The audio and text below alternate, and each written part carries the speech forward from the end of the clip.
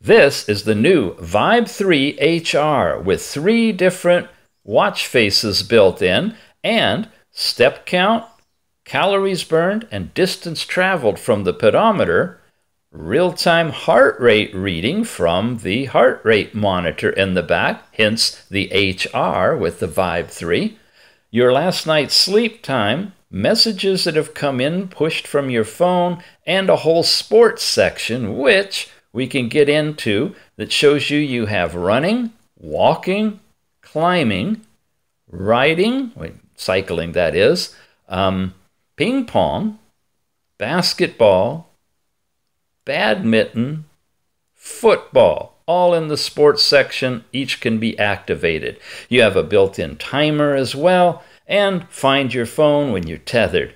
You can shut the watch down here, and that loops us back to the beginning. Take a look at it. Check it out. It's the VIBE 3 HR.